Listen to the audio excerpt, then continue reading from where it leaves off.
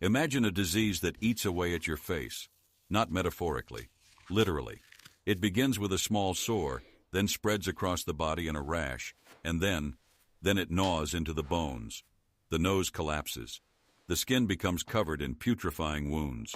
A person turns into a living corpse, shunned in the streets. In the mid-16th century, this affliction was called the French disease, and it was more terrifying than the plague, because it killed not quickly but slowly, agonizingly, stripping a person of everything: beauty, reason, life itself. And amidst this nightmare lived one man. His name was Gabriele Fallopio. He was a physician in Padua, a renowned anatomist. Every day he saw these unfortunates: young soldiers returning from war, students who had come for knowledge, wealthy merchants. The disease spared no one. It was transmitted through the most intimate connection between people, through intimacy. And Fallopio thought. He dissected cadavers, studied muscles and bones, but he wasn't thinking of the dead.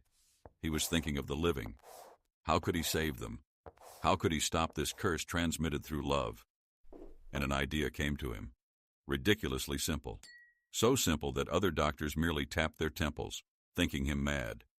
He proposed not a cure. He proposed a barrier, a small linen pouch, custom-made. It needed to be impregnated with a special compound, salts and herbs, and worn before intimacy.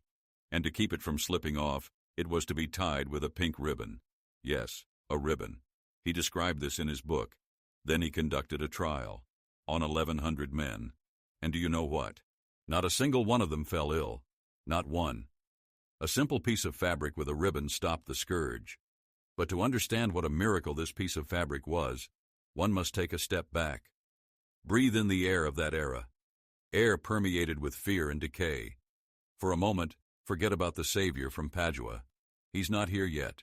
There is only the disease, and it is everywhere. Imagine Venice, the year 1540. Carnival, masks, laughter, music everywhere. But under many masks, there was no joy. Beneath them, people hid collapsed noses. They concealed sores that were eating away at their cheeks and foreheads.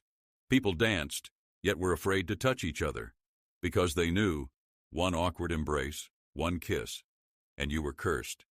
Your face would begin to rot in a year, or in 5. And the doctors? Oh, the doctors offered treatments. They used mercury, a heavy, poisonous metal. They rubbed it into the skin of the unfortunates. They gave them mercury baths, forced them to breathe its vapors. And do you know what happened? People lost their teeth. Their bodies became covered in even more dreadful boils. Saliva flowed incessantly. They couldn't eat. They went mad from the poisonous fumes. The cure killed more surely than the disease itself. Many threw themselves into the canals, just to end the torment. The wealthy locked themselves in their palaces, buying amulets and praying to all saints. The poor died directly in the streets, and no one dared to remove their half-rotted bodies. The disease didn't just kill, it destroyed families. A son began to shun his father. A husband saw a sore on his wife's body and cast her out onto the street, condemning her to starve to death. It was a plague that struck not the body, but the soul. It forced people to hate and fear those they had loved just yesterday. The world sank into a quiet, clinging terror, and it seemed there was no escape, and there never would be. Never. Meanwhile, in Padua, in his anatomical theater, Gabriele Fallopio was dissecting another cadaver. For him, it was routine. Muscles, nerves, bones. He knew the human body better than any priest knew the Bible. He sought answers for the living and the dead. But this new disease, it seemed to mock his knowledge. He opened bodies consumed by the infection and saw only destruction. Bones turned to dust, organs riddled with ulcers. The disease had no logic. It simply annihilated. And he saw the living. Every day they came to him, the great Fallopio, as a last hope. He looked into their eyes, into their empty, desperate eyes, and he couldn't sleep at night. But it was still someone else's pain. Work. Dreadful, but work. Then the common horror became his personal one. One day his best student came to him, a young man with bright, eager eyes, who had learned more in 3 years than others did in 10. He dreamed of becoming a great physician, like his teacher. He came into Falopio's study and silently lifted his shirt. And there, on his chest, the first sore. Small, almost imperceptible. But for both of them, it was the size of a tombstone. And Falopio did what everyone else did. He prescribed him mercury. With his own hands he gave his student poison because there was no other remedy. And he watched. Week after week, he watched as the young man's hair and teeth fell out, how his clear mind clouded from the poisonous fumes, how his face, so young just yesterday, transformed into a putrefying mask. And when he died, in agony, cursing both his teacher and the world, Falopio understood. This was no longer someone else's misfortune. It was his personal failure, his personal hell. He would no longer treat. It was too late to treat. He had to figure out how to prevent this infection from even starting. He had to stand between love and death, and become a wall. He locked himself away, not in the anatomical theater, but in his own study. He no longer dissected the dead. He sewed for the living. At night, by the light of tallow candles, he cut the finest Dutch linen. He trusted no one else with this task. He measured, cut, and stitched the tiny pouches himself. It was not a job for an anatomist, but for a seamstress. But in every stitch, there was rage. The rage of helplessness he felt at his student's bedside. Then he took a mortar and herbs. He ground them into a powder, mixing them with certain salts known only to him. The result was a pungent, odorous mixture. He soaked each linen pouch with this mixture, then dried them in a draft. And to every single one, he sewed a thin pink ribbon. His colleagues, peeking in on him, saw this mountain of cloths and laughed. The great Falopio had gone mad. Instead of dissecting skulls, he was playing with dolls. He paid them no mind. He simply sewed. When he had over 1,000 pouches, he began to act. He didn't go to the sick. He went to the healthy, to the soldiers of the city garrison, to sailors who were about to disembark in the port. He gathered them in groups of 10 to 20 people, and he spoke with them, not as a professor addressing the ignorant, but as an old campaigner who knew what drew them after long service. He didn't lecture them.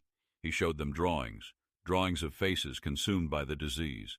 He told stories, without names, but everyone recognized their friend or neighbor in them.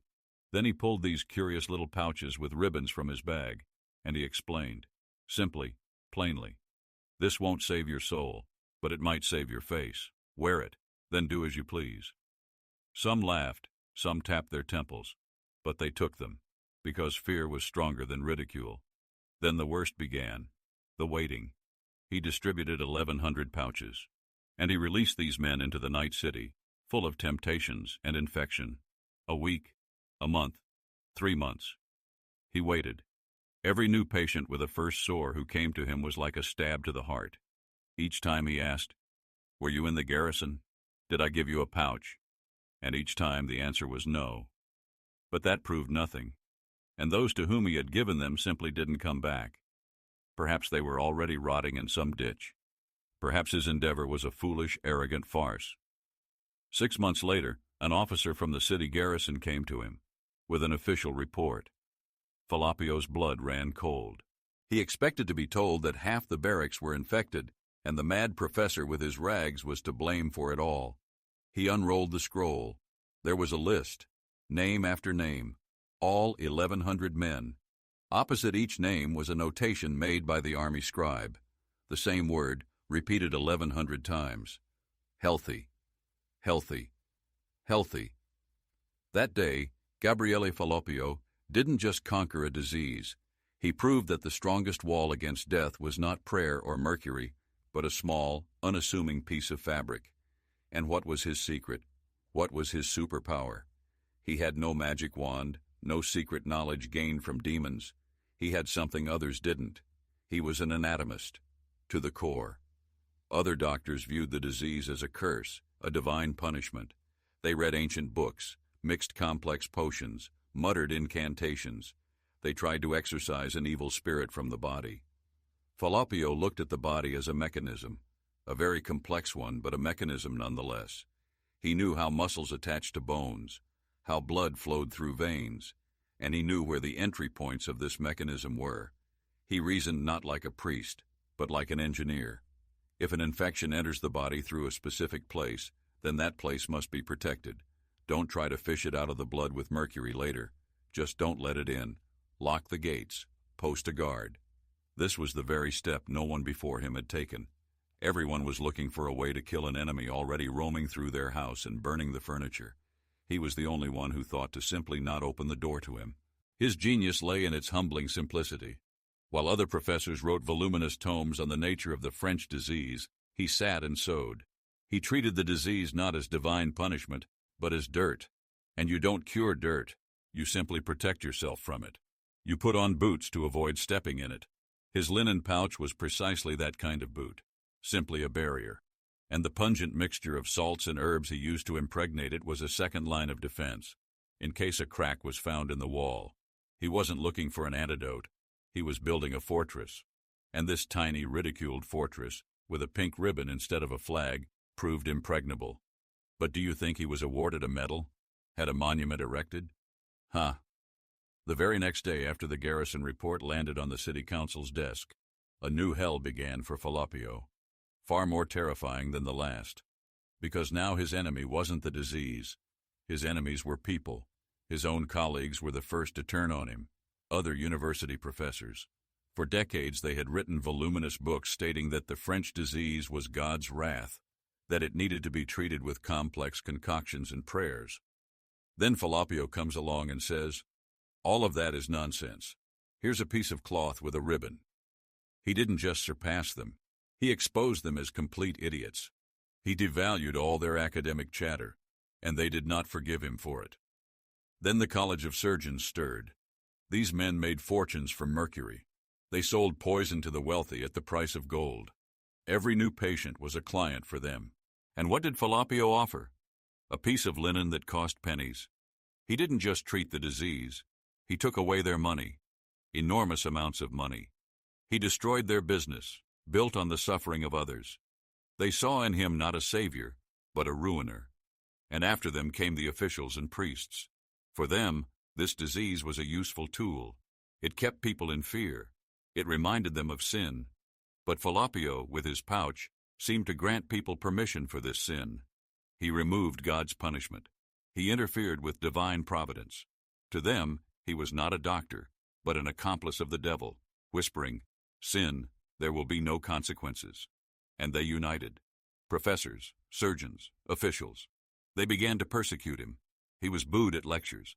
Rotten vegetables were thrown at him in the streets. They wrote denunciations to the city authorities, demanding he be stripped of his professorship and expelled from Padua. They spread rumors that his pouches caused infertility, that he impregnated them not with herbs but with poison to eliminate more good Christians. He saved 1,100 people, and for that, 1,100 curses rained down upon his head. He was one against all. But he didn't shout back. He didn't go into the square to argue with market women and drunken sailors. He did what he did best. He sat down at his desk. He took a quill, ink, and a stack of clean paper, and he began to write. He didn't write complaints. He didn't write angry letters. He wrote a book, a dry, dull, scientific book titled De Morbo Gallico, on the French disease, without emotion, only facts. Page after page he described what he saw under his knife, how the disease gnawed into bone, how it destroyed cartilage. Then he described mercury. Without condemnation, he simply listed the symptoms of poisoning: lost teeth, trembling hands, clouded judgment. And then he described his experiment. He didn't just talk about the linen pouch. He provided the recipe for his compound. He explained why linen, not silk or cotton. He drew a diagram showing how to sew it correctly.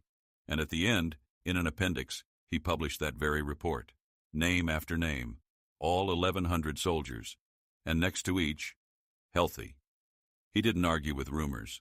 He simply laid out the evidence, cold, stubborn, irrefutable. The book was published in 1564. His enemies in Padua merely laughed. Well, he wrote another dusty tome. Who needs it? But they forgot one thing. Padua was a center of the world, a scientific hub. Students and doctors from all over Europe flocked there, and each upon leaving carried a copy of De Morbo Gallico with them. Then something began that his enemies could not have foreseen. 6 months later, a letter arrived from Paris. A royal physician wrote that he had tested Fallopio's method on His Majesty's guards, and the result was the same. Not a single man fell ill. Then came a letter from Madrid, then from Prague, then from Lisbon. Across Europe, doctors, reading his book, replicated his experiment, and they obtained the same result. His small experiment, ridiculed in Padua, became pan-European proof. His adversaries could bribe town criers in the square. They could incite a mob against him, but they could not silence hundreds of doctors from London to Krakow. He didn't win the war in his own city. He simply made his city irrelevant. He appealed not to the authorities of Padua, but to the reason of the entire world. And the world answered him. His book became his army, and each page, a soldier that could neither be bribed nor killed, and his army went to the people. The book was for doctors, but the idea, simple as an axe, broke free from its covers and spread through port taverns and soldiers' barracks. The recipe was passed by word of mouth. Seamstresses in Naples, apothecaries in Lisbon, shrewd merchants in Amsterdam, all began to sew these pouches. They were no longer Fallopio's invention. They simply became the soldier's sheath, the little cap, the preventative. And this changed everything, truly. Let's simply compare, before him and after him. Before him, love was a game of Russian roulette. Every time a man went to a woman, he wagered his face, his sanity, his life. The outcome was decided by blind luck. You could walk away unharmed, or you could bear a mark that, in a few years, would turn you into a rotting disfigurement. Fear hung in the air. It poisoned everything. After him, people had a choice, a simple, tangible one that could be held in their hands. He didn't abolish the disease. He didn't invent a cure. He gave people a tool, a shield, small, unassuming, but their own. Now a soldier, entering a brothel, didn't just pray to the Virgin Mary. He pulled a piece of linen from his pocket. He was no longer a victim of chance. He became the master of his own fate. The world didn't become cleaner. People didn't stop sinning. But from the most intimate moment of their lives, the sticky, paralyzing terror receded. Fallopio didn't make people saints. He simply made them a little more protected. He didn't teach them how to live. He gave them the opportunity to survive. He didn't conquer death. He simply gave people the right to decide for themselves when to open the door to it. And that perhaps was even more important than the victory over the disease itself. He himself died quietly, in his Padua, without monuments or fanfare. His name eventually faded almost entirely from popular memory. But his little cloth, it did not. It lived on, saving anonymous faces in dark alleys across Europe. And do you know what his true, most important secret was? Not in the linen, and not in the herbs. All other doctors looked at this disease and saw in it God's wrath, punishment for sins, and they tried to fight it as one fights an enraged deity, with prayers, incantations, complex rituals. But he looked at that same disease and saw simply dirt trying to get where it didn't belong. They tried to exorcise the devil from a person, and he simply patched a leaky boot. That was the entire difference. Gabriele Fallopio showed the world one thing as simple as a nail. To stop a monster breaking into your home, you don't always need a magic sword. Sometimes a simple good lock on the door is enough.